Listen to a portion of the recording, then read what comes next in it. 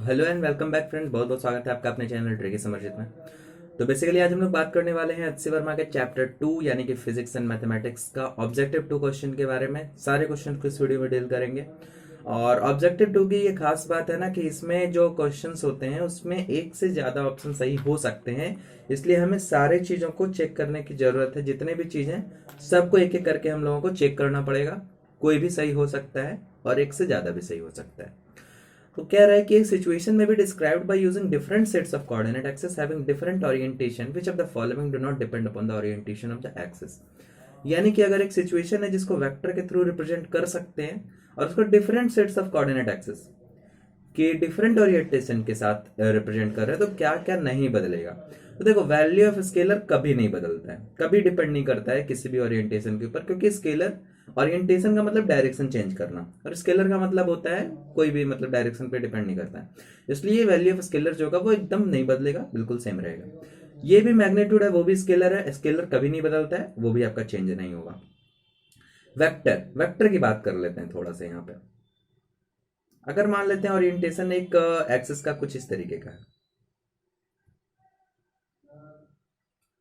ये हमारा एक्स है, ये वाई है और ये हमारा मान लेते हैं जेड है। और एक ओरिएंटेशन है जो नॉर्मल जैसे हम लोग यूज करते हैं वो इस तरीके का है, ये एक्स है, ये वाई है और ये जेड है। ठीक है, तो इस तरीके का हम लोगों के पास वेक्टर है। मान लेते हैं कि एक वेक्टर है जो कि यहाँ पे है ए, जो इसके साथ अल्फा एंगल बना रहा है। एक वेक्टर यहाँ है जो इसके साथ अल्फा एंगल बना रहा है। देखो, अब ये अल्फा एंगल यहाँ पे बना रहा है, ये ए वेक्टर है, यहाँ पे भी ये ए वेक्टर है जो अल्फा एंगल बना रहा है। तो दोनों एक्स एक्सिस के साथ यहाँ वाला जो एक्स एक्सिस है और यहाँ इसका जो एक्स एक्सिस है, एक्चुअल में एक को आप प्राइम मान लो, ज्यादा बेटर होगा। मान लेते हैं ये प्राइम है, X prime, Y prime and Z prime. ये देखो, प्राइम के साथ जो एंगल बना रहा है अल्फा है और ये जो एंगल बना रहा है वो भी अल्फा है। तो वेक्टर का जो डायरेक्शन है, मैग्नीट्यूड दोनों सेम होगा। अल्फा एंगल यहाँ भी, अल्फा एंगल यहाँ भी, यानी ये वेक्टर जो होगा वो एक मतलब चेंज नहीं होगा, वो दोनों सेम रहेगा कहीं पे भी रहे। अब मैग्नीट्यूड की बात करो तो मैग्नीट्यूड निकालना काफी, ये कंपोनेंट की बात करें तो कंपोनेंट बिल्कुल बदल जाएगा। क्यों बदल जाएगा वो देख सकते हो कि अगर वेक्टर की बात करें तो यहाँ पे दोनों ओरिएंटेशन में अगर हम लोग जाके देखें तो दोनों ओरिएंटेशन में हमें वो वेक्टर बिल्कुल सेम दिखाई देगा। ये ठीक वैसे ही बात है जैसे हम लोग ट्रेन में चढ़ते हैं तो ट्रेन में चढ़ने के बाद जो भी पैसेंजर होता है वो हमें रेस्ट में नजर आता है, लेकिन अगर हम लोग ट्रेन के बाहर आके ट्रेन को देखें तो ट्रेन का जो होता है वो मोशन में नजर आता है, हर बंदा वहां पे मोशन में नजर आता है। तो उस केस में हम लोग क्या कह सकते हैं कि जिस भी रेफरेंस में हम लोग हैं, जिस भी ओरिएंटेशन में हम लोग हैं, उस ओरिएंटेशन में वो वेक्टर दोनों में हम लोगों को सेम नजर आता है। ठीक है, बट जैसे हम लोग उसके कंपोनेंट की ओर बात करें तो कंपोनेंट दोनों का बदल जाएगा। ठीक है, जैसे फॉर एग्जांपल 10 को हम लोग अलग अलग ओरिएंटेशन में क्या लिख सकते हैं, 7+3, और क्या लिख सकते हैं 5+5, और क्या लिख सकते हैं 6+4। ठीक है, तो ये सब अलग अलग लिख सकते हैं, यानी कंपोनेंट जो होगा ओरिएंटेशन बदलने पे चेंज हो जाता है। दूसरे तरीके से समझना चाहो तो ये समझ सकते हो कि एक्स का जो यूनिट वेक्टर होता है वो आई होता है, जे का जेड होता है, बट यहाँ ये एक्स प्राइम है वेक्टर, इसका यूनिट वेक्टर कुछ और होगा, मान लेते हैं एन कैप होगा और इसका ये पी कैप होगा।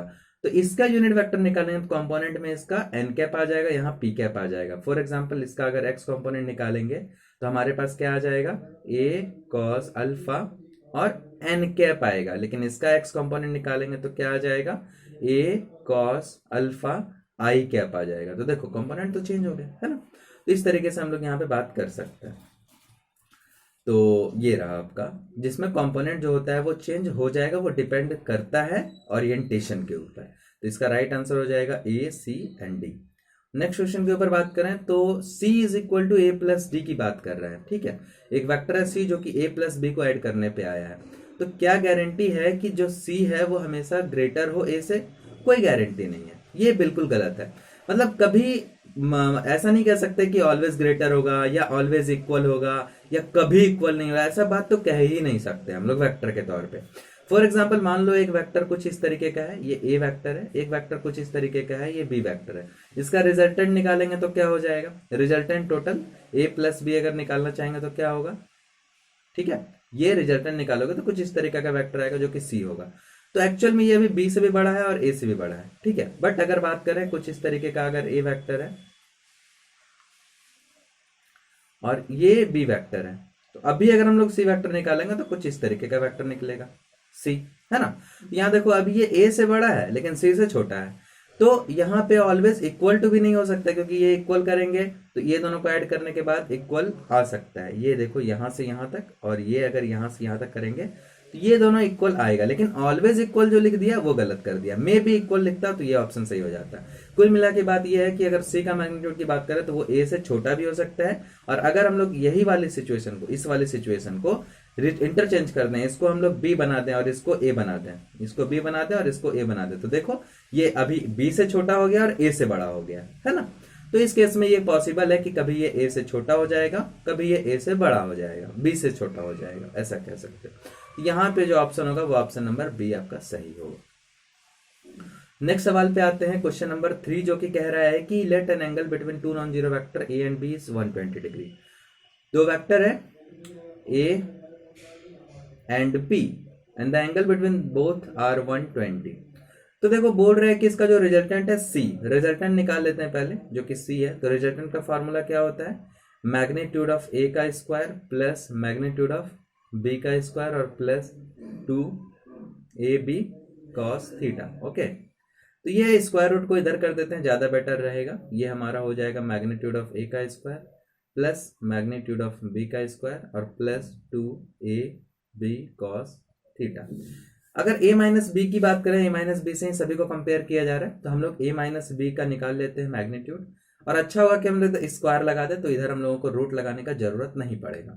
तो यहाँ पे हम लोग फॉर्मूला लिखते हैं A square plus B square minus 2ab cos theta. Compare करने का सबसे अच्छा तरीका होता है कि उसको माइनस कर दो, उससे पता चल जाएगा कि कौन बड़ा है कौन छोटा है ना। तो माइनस कर देते हैं हम लोग, ये कट गया, ए बी कट गया। यहाँ पे क्या बचा, C square minus magnitude of A minus B का स्क्वायर, ये हमारे पास बचा है। इधर क्या बचा, 2 प्लस में 2 प्लस में, यानी 4ab cos थीटा का वैल्यू 120, यहाँ पे 120 पुट कर देते हैं। आपको पता होगा कि cos 120 का वैल्यू होता है 1/2 माइनस में, ठीक है। तो यहाँ पे हम लोग वैल्यू रख देते हैं 4ab इंटू माइनस 1/2।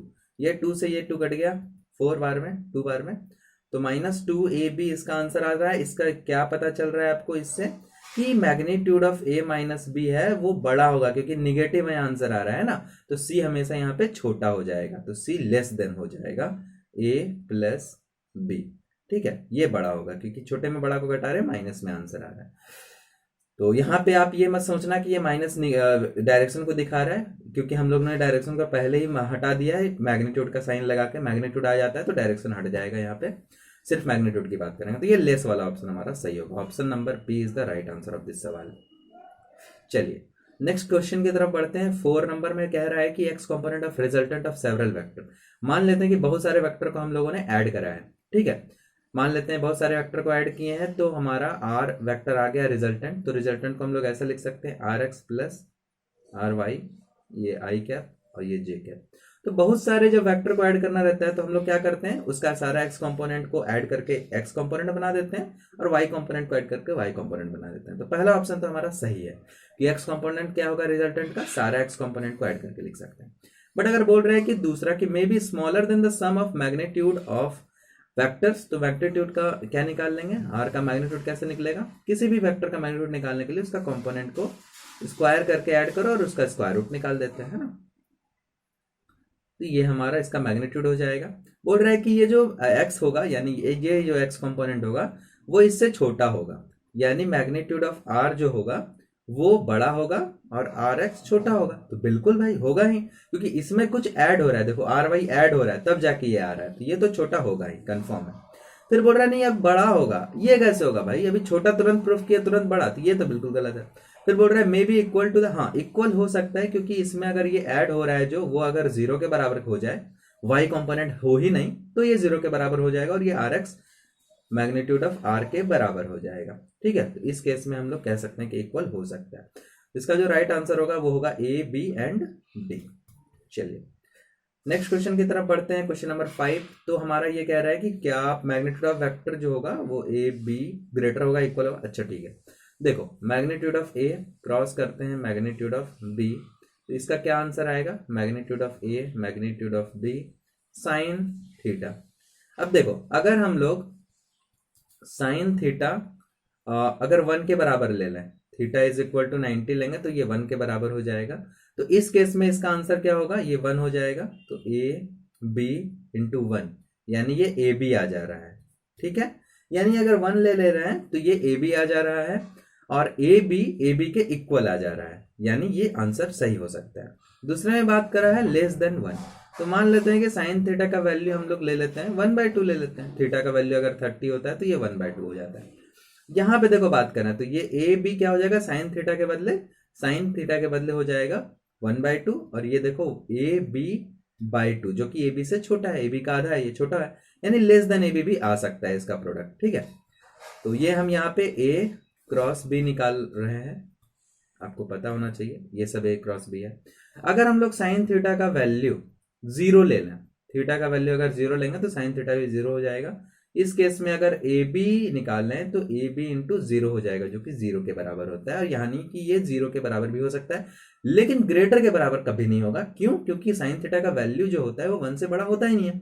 जब 1 से बड़ा होगा तब ना ए बी से भी बड़ा होगा, तो ये आपका सरासर गलत है। मैक्सिमम वैल्यू जो होता है साइन थीटा का वो हमारे पास 1 होता है, इससे बड़ा वैल्यू नहीं होता है, इसलिए हम लोग ये ग्रेटर वाला ऑप्शन को हटा देंगे।